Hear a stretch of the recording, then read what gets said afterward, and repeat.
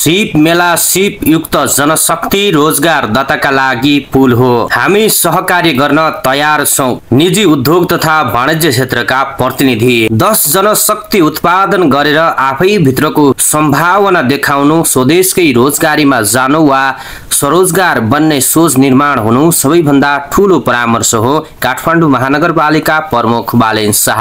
काठमाडौँ महानगरपालिकाले गएको वर्ष सञ्चालन गरेको सिप मेला 2081 ले सिप युक्त जनशक्ति र रोजगारदाता दुवै पक्षलाई पुलको काम गरेको निजी उद्योग तथा वाणिज्य क्षेत्रका प्रतिनिधिहरू धारणा राख्नु भएको छ।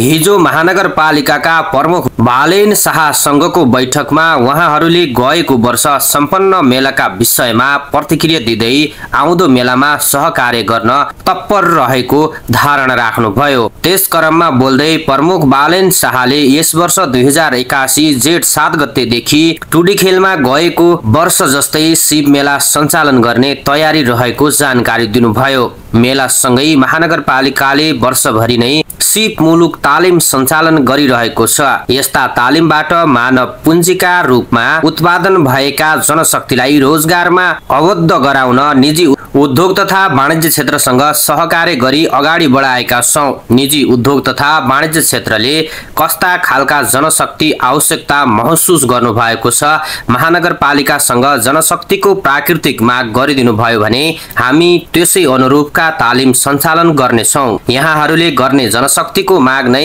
हाम्रो लागि ठूलो सहयोग हुनेछ। हामी मानव पुँजी र निजी उद्योग तथा वाणिज्य क्षेत्रका बीचमा भएको सम्बन्ध खडल पुर्ने प्रयास गर्नेछौं, प्रमुख शाहले धारणा राख्नुभयो। निजी उद्योग तथा वाणिज्य क्षेत्रसँग महानगरपालिकाले सामाजिक उत्तरदायित्व अन्तर्गत सहकार्य गर्न चाहेका छौं, उहाँले भन्नुभयो। यस सहकार्यबाट देशभित्र नै रोजगारीको सम्भावना देखिन्छ। निराश भएका युवाहरूमा आशा पलाउँछ। यो आशा भनेको रोजगार र स्वरोजगार क्षेत्रका लागि प्रभावकारी परामर्श हुनेछ।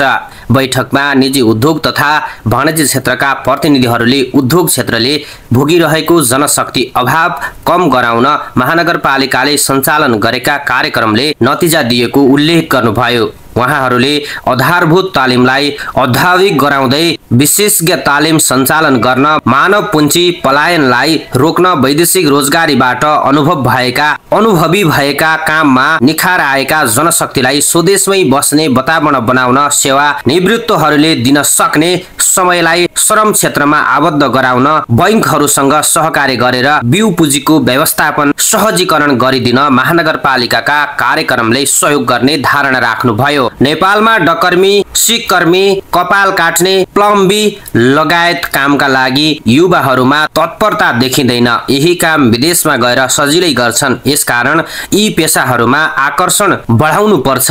यी तुरुन्तै रोजगारी दिन सकिने ठाउँ हुन्, उहाँहरूको सुझाव थियो। नेपालमा रोजगार दिन सकिने ठाउँ पनि छ। रोजगारमा जान चाहने 10 जनशक्ति पनि छन्, तर दुई पक्ष एकले अर्कोलाई कहाँ छ थाहा पाएका छैनन्। यो समस्या समाधानका लागि सिप मेला उपयुक्त थलो बन्न सक्छ, छलफलमा विषय उठेको थियो। यसरी धारणा राख्नेहरूमा गोल्छा ग्रुपका अध्यक्ष शेखर गोल्छा, वैद ग्रुपका अध्यक्ष सूरज वैद, केएल दुगर ग्रुपका अध्यक्ष मुकुन्द दुगर, सूर्य नेपालका अध्यक्ष रवि केसी र उपमहाप्रबन्धक प्रेम अर्याल, चौधरी ग्रुपका प्रबन्ध निर्देशक निर्वाण चौधरी, एनसेल फाउन्डेसनका निर्देशक विशाखा लक्ष्मी खड्का, त्रिवी ग्रुपका अध्यक्ष रामचन्द्र सङ्घाई, शङ्कर ग्रुपका अखिल गुप्ता सहित प्रतिनिधि हुनुहुन्थ्यो।